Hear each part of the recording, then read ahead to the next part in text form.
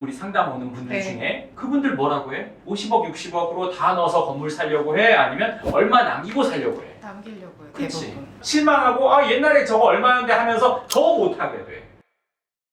반갑습니다. 영국영부동산 연구소 황소정입니다. 오늘 영상 댓글에 대한 영상으로 시작하겠습니다. 월 1억 고소득자도 답답해 죽는 이유라는 아. 영상이에요. 근데 이 영상에 본인의 고민들을 적어주셨어요. 제 얘기를 하시는 줄 알았습니다.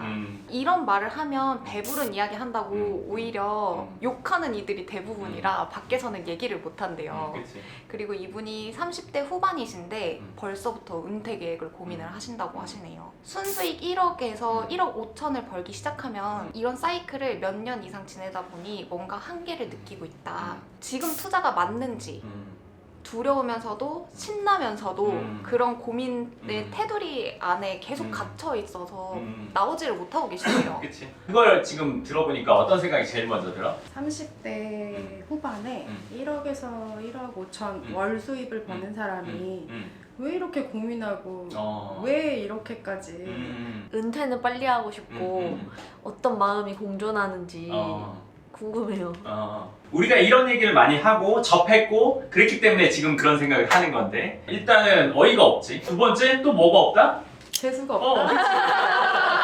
하는 게 뭐야? 그래서 그분이 다른 데서 얘기를 못 하는 거야. 이런 경험 누구나 있을 것 같은데 다이어트 해본 적 있지? 결과는 상관없이 일단 해본 적은 있잖아. 시도는 해봤어. 시도는 해봤어. 근데 다이어트를 시도했을 때 잘 될 때가 있고 안 될 때가 있어. 어느 날 아침에 일어나서 딱 쟀는데 무게가 확 줄었어. 기분이 일단 좋아. 그리고 나서 그날 많이 먹어, 적게 먹어. 이때 좀 더 달려보자 할 때가 있고 아니면은 먹어도 되겠는데 조금? 떡볶이 달려볼까? 두 가지 의미가 있어. 맞아. 두 가지가 있을 수 있어. 근데 생각해봐. 목표 몸무게가 있어. 근데 오늘 몸무게가 좀 빠져서 그거랑 이제 한 500g 남았어. 그러면 더 먹어? 아니면 안 먹어? 그날? 못 먹을 것 같아요. 어떤 일을 하다가 잘 되잖아? 그 일을 더 잘하려고 해. 공부를 열심히 해서 3등 안에 들었어. 그럼 1등 하고 싶지? 3등 만족해? 이거는 분야에 상관없이 똑같아. 근데 대부분의 경우에 사람들이 경제적인 건 돈이 엮여있기 때문에 그 정도 벌이면 그 정도 돈이면 충분하지 않아 라고 삼자인 상태에서 그걸 판단해서 그런 거야. 욕심이 많아. 그거 과한 욕심이야. 아니야. 여기서 여기 가는 거는 정상적인 욕심이야.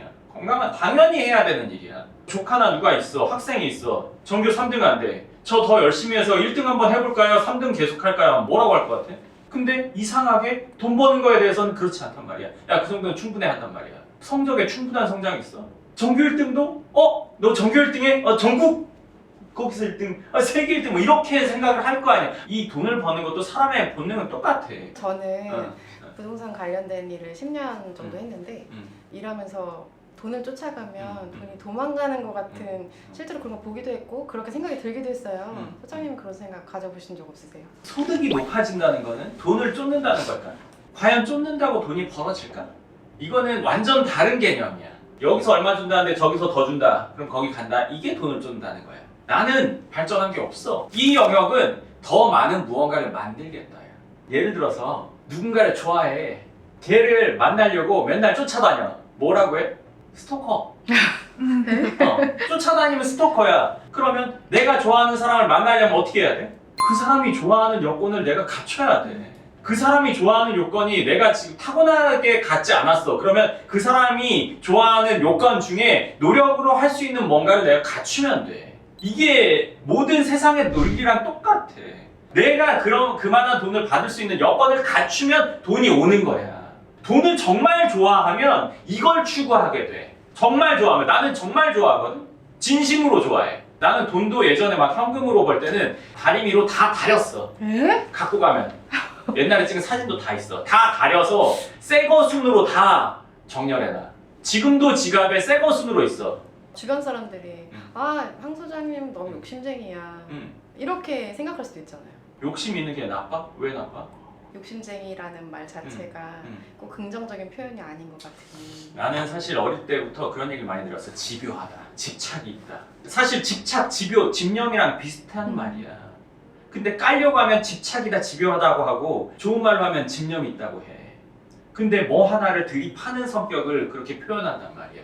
하나에 꽂혀서 그거를 끝까지 하는 능력이라는 거는 되게 좋은 능력이야. 사업하는데도 일하는데도 취미활동에도 뭐해도 다 좋아. 근데 지금 그거나 똑같아. 욕심이 왜 나빠? 과한 욕심이 나쁜 거지 정상적인 욕심, 건강한 욕심은 너무너무 좋은 거야. 내가 저렇게 되고 싶다. 나 욕심나. 근데 그 욕심나는 거를 가서 훔쳐. 과한 욕심이지. 내 능력이 안 되면서 훔치는 거니까. 근데 내가 노력해서 도달하겠다는데 이게 왜 나빠? 그걸 갖고 싶은 마음 자체가 나쁘다고 말하면은 방해하는 얘기지. 그 욕심이 뭐에 기인하는지를 따져봐야지. 얘가 노력해서 하려고 하는 건지 아무 노력 없이 그냥 가져오려고 하는 건지 이건 나쁜 거고 이건 좋은 거야. 자, 그럼 아까 얘기로 돌아가서 돈을 정말 좋아해. 돈을 다 다려봤어. 몇백 장, 몇천 장도 다 다려봤어. 지금도 그 돈이 그대로 있어. 심지어 보관하고 계세요? 은행에 안 넣고 그냥 그거 내가 다린 돈인데 그걸 은행에 넣었어. 왜 그렇게 해놓으셨어요? 그렇게 해놓은 이유는 책에서 그렇게 하래. 어떻게 보면 미신 같은 얘기잖아. 자, 근데 옛날로 돌아가 볼게. 짝사랑 해본 적 있지? 그 사람이랑 나랑 맞는지 안 맞는지 혼자 막 찾아보면 사잖아. 네. 그게 도움이 된다고 막 애들끼리 막 맞아. 도는 얘기 같은 거 다 하잖아. 난 돈에 대해서 그렇게 해. 돈을 아껴야 된대. 그래서 새거 순으로 놓고 돈을 접으면 안 된대. 그래서 장지갑을 샀고 얘가 나한테 온다는 건 누군가가 나에게 가치를 느끼고 준다는 얘기잖아. 내 신뢰도가 클수록 더 많이 온다는 거거든. 돈은 그 방향으로 가게 돼 있으니까 더 갖추려면 다른 사람들이 불편한 걸 해결해서 나에게 더 큰 신뢰를 갖게 하고 얘가 나한테 오게끔 해주는 게 내가 할 일이란 말이야. 더 성장하려면 더 큰 신뢰, 더 큰 실력. 지금 그분들이 소득을 벌고 있는 게 어떤 형태인지 모르지만 이 구도와 다를 수가 없어. 그분들도 지금 시스템이 있는데 이게 안정적으로 되고 있는데 이걸 더 업그레이드 하려면 더 본인들이 노력을 해야 되니까 고민이 되는 거야. 뭔가를 추가하다 보면 흐트러지지 않을까. 안전지대를 벗어나는 거에 대한 두려움이 있는 거고 안에 있자니 답답하고 하는 거란 말이야. 사실 그때는 나가야 돼. 안전지대를 벗어난다는 거는 지금 있는 걸 포기한다는 게 아니라 새로운 걸 시도해 보는 거는 맞아. 그렇지 않고서는 그 다음으로 업그레이드 되기가 어렵거든. 돈을 많이 벌 때는 은퇴하기가 참 어렵습니다. 벌어보신 분들은 알 거예요. 예를 들어서 월 1억 이상 벌어보신 분들은 알 거예요. 왜일까? 그만두면 내가 일해서 버는 소득이 없어지니까. 그러면 자산소득으로 내가 생활이 되면 은퇴를 할 수 있지 않아요? 라고 물을 수 있어. 버는 만큼을 포기하기 어려워 사람이. 이 산업이 이제 예를 들어서 완전 죽어가는 상황이거나 내가 이제 일을 하기가 어렵거나 외부 여건으로 인해서 은퇴되는 경우는 많지만 본인이 마음을 먹고 은퇴를 하는 경우는 드물어. 물론 내가 어떤 회사를 운영하다가 이걸 엑시트해서 내가 몇 년간, 몇십 년간 벌 돈을 갖고 와서 은퇴하는 경우는 있지. 여기서 중요한 건 뭐냐면 내가 버는 만큼이 자본소득으로 나오게 되면 은퇴가 돼. 근데 그러자니 시간이 많이 걸려. 한 달에 1억씩이면 적어도 순자산으로 강남에 건물로 치면 세 전으로 따지더라도 거의 400억 정도 있어야 돼. 순자산이. 1년에 10억씩 모은다고 해도 40년 모아야 돼. 재테크를 잘한다고 해도 뭐 15년, 20년은 아주 성공적으로 잘 됐을 때 그 정도야. 사람이 돈이 얼마 들어온다는 게 뭐 1억 들어오나 6천 들어오나 생활은 비슷하다 뭐 이런 얘기가 많잖아. 마음 차이가 큽니다. 어떤데요? 매일의 생활에서는 그런 걸 별로 안 느끼지만 어떤 소비가 좀 단위가 큰 거 뭐 5천이나 1억 정도짜리 뭐 아니면 3억짜리 정도 살 때 마음가짐이 다음 달에 이렇게 벌면 뭐 충분히 돼. 이거는 이거 해야 되나? 돈은 선택의 자유를 주는 거잖아요. 많이 벌수록 그 선택의 폭은 커집니다. 생활은 비슷하게 할 수 있어요. 하지만 어떤 특수한 상황에서의 선택권에 제약이 생기죠. 이 제약을 내가 느낄 것인지 말 것인지 또 선택해야 돼요. 생활이 다 비슷하다 뭐 이런 얘기 하지만 그거는 말도 안 되는 얘기입니다. 그거는 경험해보지 않았기 때문에 그런 얘기를 하는 거지. 경험해본 사람이 그런 얘기를 한다? 그 사람은 과거보다 생활이 힘들어지거나 뭔가 어려워져서 내지는 환경이 바뀌어서 그냥 그렇게 얘기하는 거지 같을 수가 없죠. 그거는 누군가 성장하고자 하는 의지를 꺾으려고 하는 얘기일 뿐이지. 그렇기 때문에 이 상황에 있다면 훨씬 더 나아가보는 게 저는 맞다고 생각합니다. 그리고 지금 그 안정적인 시스템 시간이 지나면서 조금씩 균열이 간단 말이에요. 우리가 아무리 튼튼한 댐도 수리랑 보완을 해줘야 되는 거잖아요. 이것도 시간이 지나면서 예를 들어서 시대의 흐름이나 아니면 뭐 유행이나 이런 게 바뀌면서 조금씩 달라질 거예요. 그러니까 그 전에 미리 보완해서 나가면 훨씬 더 성장할 수 있겠죠. 당연히 저는 더 가야 된다고 생각합니다. 그냥 그 돈으로 생활하면 충분하지 않아요? 이거는 돈이 이제 많으면, 그러니까 현금성 자산이 많으면 이게 가만히 있기가 많이 어렵습니다. 성직자 되는 것과 거의 비슷한 정도의 인내라고 보면 됩니다. 왜요? 성직자인 분들도 현대 생활에서 누릴 거 다 누릴 수 있어. 본인 의지로 안 하는 거잖아. 맞다. 본인 의지로 안 하는 거잖아. 네. 아무리 규율이 어쩌고 저쩌고 해도 몰래 뒤에서 할 수 있잖아. 돈이 많으면 할 수 있는 게 많아. 돈을 정말 좋아하면 돈이 오게끔 만드는 게 맞아. 근데 대부분 돈을 쫓는다고 표현하는 거는 나는 발전이 없는데 여기 가면 더 준대 저기 가면 더 준대 이걸로 메뚜기 뛰듯이 뛰어다니다가 시간이 가버리는 거지. 그 사람들이 하는 말이 돈은 쫓으면 안 돼. 돈이 가는 길을 잡아 길에 가서 먼저 기다리고 있어야 돼. 그물을 먼저 쳐놔야 돼. 그물이 뭔데? 난 그런 얘기가 제일 싫어. 어릴 때 난 그런 책들을 많이 보면서 밑줄을 엄청 많이 그어봤지. 그렇지만 어떻게가 없더라고. 그 어떻게는 본인 실력이고 신뢰가 가장 크다.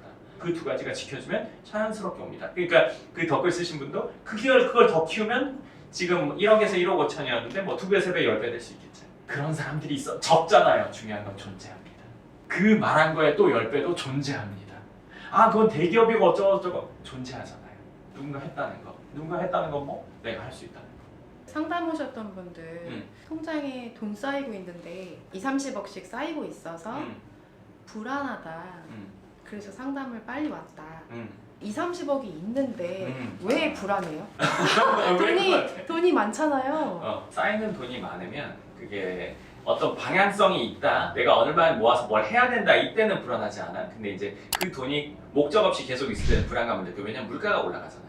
집에 맛있는 반찬이 있다고 생각해봐. 장조림? 좋아, 장조림. 엄마가 장조림을 오늘 해다 줘서 장조림이 이만큼인데 내가 그걸 밖에 놔뒀어. 아 너무 불안해요. 나와 있어. 중간에 집에 들어가야 돼.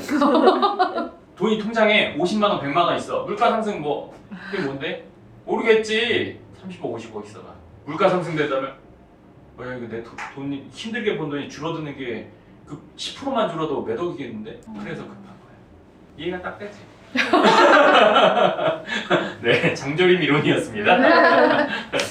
그 정도 돈이 있으면은 그냥 가서 쇼핑하듯이 건물 사면 되는 거 아니에요? 장조림 얘기 했으니까 장조림을 엄마가 해준 거 먹어본 적 있지 다? 아 그래. 네. 있지? 돈이 한 10만 원 있으면 그거 사 먹을 수 있을까? 비슷한 거? 반찬집도 겁나 찾아야 돼. 빨리 만들어서 팔려고 하는 게 아니고 과정 생략하지 않고 만든 장조림 찾으려면 겁나 힘들어. 우리 엄마가 해준 거랑은 진짜 질적 차이가 나. 이거는 많이 공감할 것 같아요.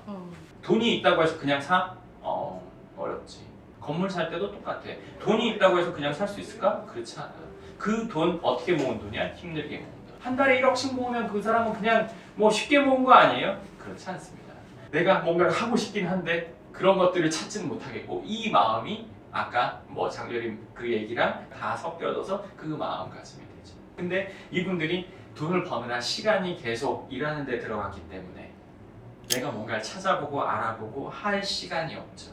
여기서도 돈을 벌면서도 내가 그런 걸 보는 눈을 안목을 키울 수 있었다면 돈을 벌어가면서 안목도 생겨서 이 시점에 만나서 어떤 걸 살 수 있을 텐데 이것만 올라오고 왜냐면 시간이 없었으니까 이거는 아래에 있고 안목은 아직 시작이 안 된 상태고 하다 보니까 뭔가를 하고 싶은데 답답한 마음이 있는 거죠. 그럼 은퇴하고 산다는 거에 대해서는 어떻게 생각해요? 은퇴했을 때는 이미 쉬었겠지.